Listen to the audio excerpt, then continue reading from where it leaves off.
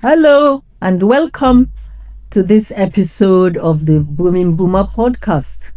With me today, I have Hafsah Jumare, the founder, CEO of CoAmana company.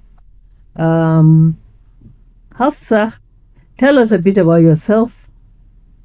Thank you very much for having me here. I'm very grateful of seeing the other interviews you've done.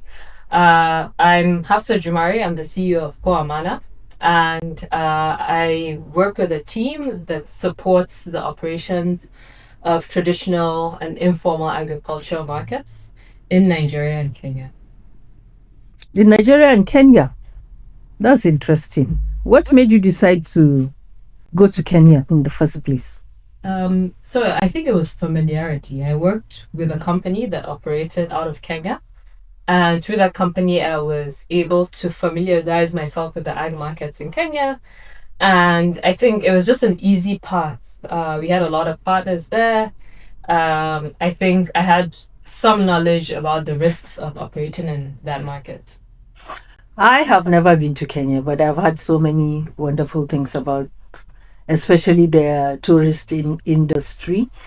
I'd really love to go to Kenya.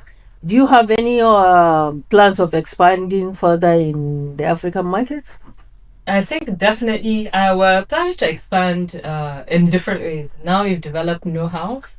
I think we have good technology systems, and we're looking to spread our technology across the continent. Maybe not actual staff and field operations, but yes, we have those plans.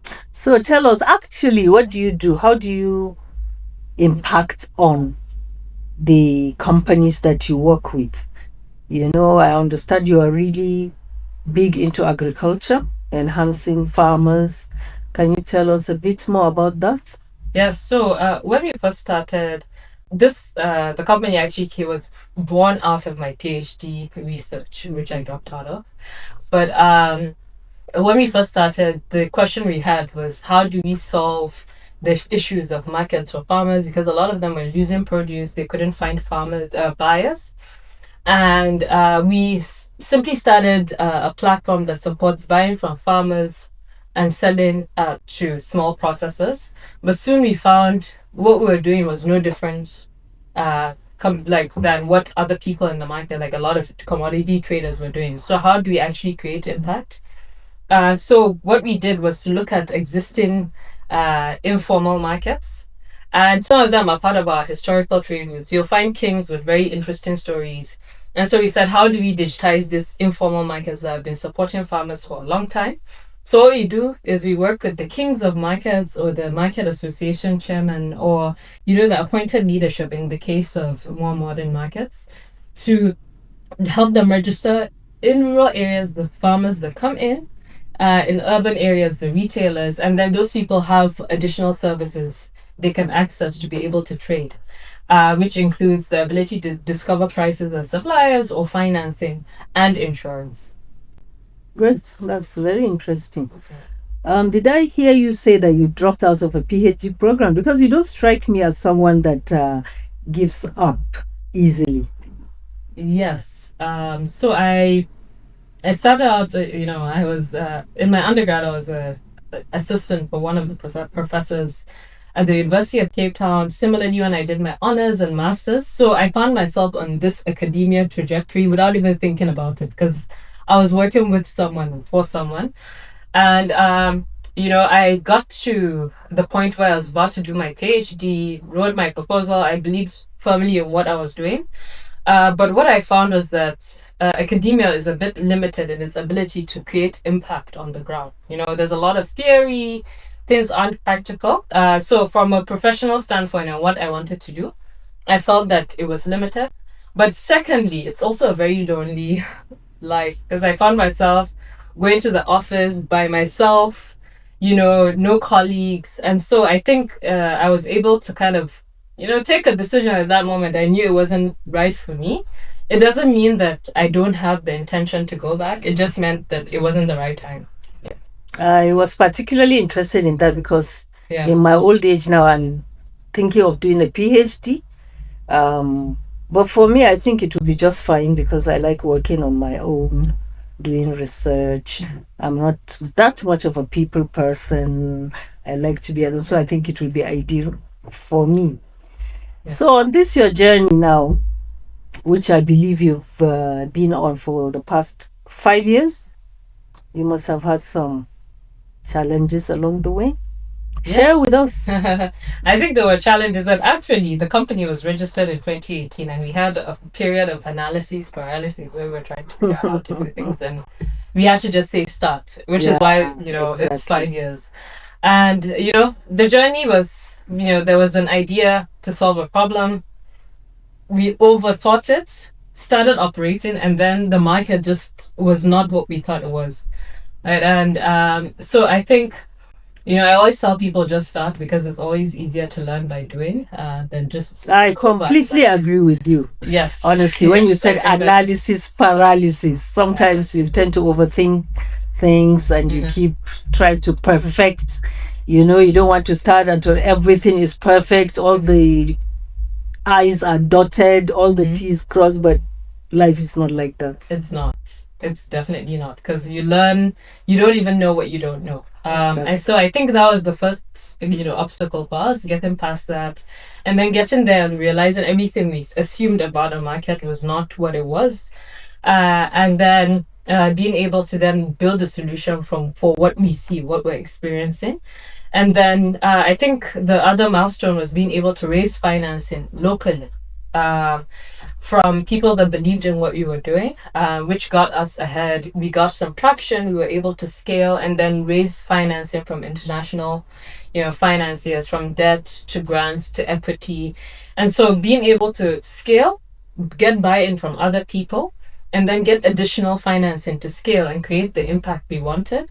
I think, it's been a journey, but it's been very important milestones that sometimes, I have to think about the milestones when people ask me, because I don't think about them in terms of milestones. I think about them in terms of, it's just happening. You have to just take a step back and then realize you've actually hit milestones. Yeah, let's go back to Kenya. Yeah. I think you made a good choice in making Kenya your sort of base, because I understand even the United Nations is gradually moving to Kenya, which many of us are happy about, because I personally don't think that it being in the United States of America is the best. So I think you made a good choice about that. So, but now let's go personal. Let's go personal. Yeah. I understand you got married not too long ago and you have a child now. So how has it been juggling that personal life, motherhood, and also your professional life? Yes. I think so. I thought running a company and, going through a startup phase was going to be the most difficult thing I ever had to do. And then I became a mother.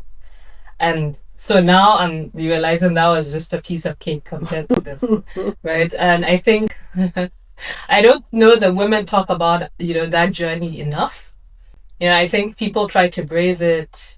And, it was only afterwards that I kept talking to other women. I was like, why didn't you tell me it was like this? Right? And, so it's definitely been an interesting journey, but it's also shaped how I think about, running a company. Right now I prioritize efficiency. Right? I know I need to clock out at a certain time and spend time with my daughter. And because of that, I'm much more ruthless about protecting my time, but also ruthless about efficiency and making sure that we're getting to where we need to get to. Whereas in the past, I think, I was a bit lenient within the company. People think, a mother, as a mother, you become a bit nicer, but that's not the case. Actually, it makes you it gives you this grit. It gives you also this drive that you wouldn't otherwise have. So yeah, I'm sure with all the challenges, you are happy to be a mother. You must love your daughter very well. Of course. Are you going to do it again? Oof. I think, I wanted 3 kids. And then after that one, I have a very strong-willed daughter, which I love. But I think we'll see. We'll see. I love watching her grow. I love watching her develop her personality. And I'm excited about this phase of my life. Yeah. Yeah. All right. So, is there any advice you'd like to give to young people? Because, one of the reasons why I started this podcast is to, of course, showcase people like you that are doing good stuff, but also it's a way of, encouraging other people. When young people see what can be done, then they get inspired. So, is there any advice you'd like to give to a young person wanting to start her own company? Yes, I mean, I always say there's like Nike, just do it. There's no way to learn beforehand, right? Try to learn by doing. And I know people often talk about the obstacles of starting. Sometimes it's a capital problem. When we started, we had no capital to operate, and then we were able to raise for others. I know there's more constraint for other people, but you just have to do it. I think we get, or maybe now a little bit less, but there was a time I was probably getting at least one rejection email a week, right? And if I count all the things that I heard no for, they're probably 90%, right? And that's what people don't realize. Doors wouldn't open up for you, sales wouldn't open up for you, but you just have to be persistent. So my advice is just do it and then be resilient through the process. And of course, don't expect that things will go smoothly all the time. Yes. You must have had, in the course of running this company, you must have had crisis moments where you experience some losses, because I believe it can't just all be smooth sailing. Can you tell us any such case that you've had? Yes, I mean, we have multiple. I think, there's a lot to pull from somewhere that I wouldn't say here, but I think, so I'll talk about in the course of, there was a time we had procured, that was before we had pivoted to focusing just on markets, procured a ton of fertilizer to distribute to farmers. We had like pre-bookings from farmers for sales, and then I think the government at the time had also government fertilizer, and then that was put into the market. So at the time, I think we experienced losses that we had not anticipated or planned for, but I think we're also very privileged to have very good financiers and investors that we could sit down and explain things to. We can't control certain external factors, and we were able to brave that time and kind of recover from it. So I would say that was a difficult time. There are a large amount of stories that I can tell, but yeah, that one, it's it. Yeah. That just goes to show that however hard you work, certain policies can have an adverse effect on your business, just like certain government policies can have good effects on your business. So that's that. Yes. Okay. Thank you very much. Is there any other thing you'd like to add to this discussion? Something that would help our audience? For me, I'll go back to just do it. I know it's a difficult time right now as far as, everyone, if you talk to everyone, they're feeling some kind of pressure in the country, right? But for the first time, we developed technology without ever thinking about what life looks like outside of Nigeria, right? And we were able to expand to Kenya.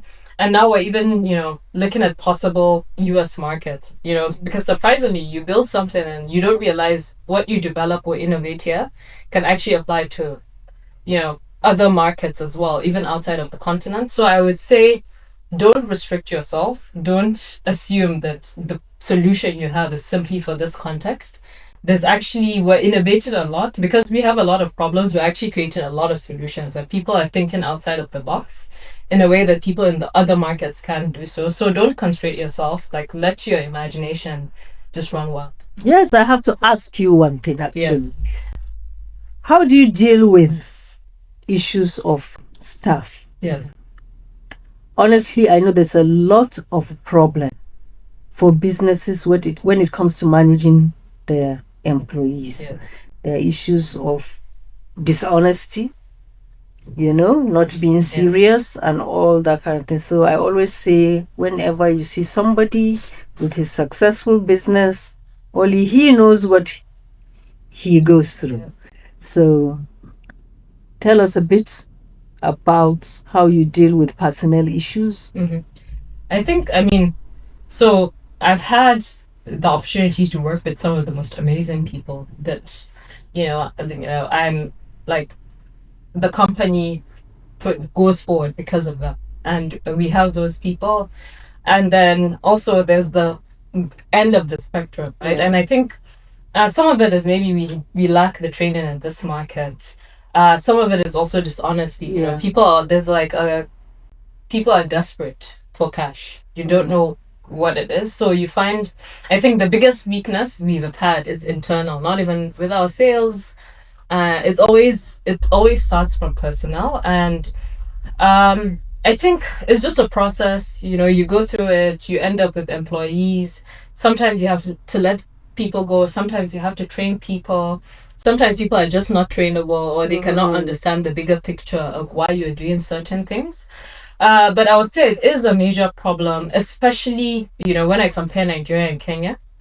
The talent pool there is a lot stronger. I think with Nigeria, when you look at maybe top 10 performers, they're probably the best to get one of the best in the world. But then on average, we have our talent pool. People are not as trained, or people are not as educated, and people are not also as exposed. And I think that's not necessarily a bad thing, because it means we have a big labor force that can, that's infant and can be turned into something.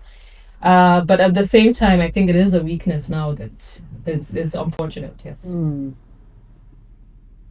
Thank you very much, Hafsah. It's really nice having you with us today. So Thank this you. brings us to the end of this episode of the Booming Boomer podcast. Bye, and thanks for watching.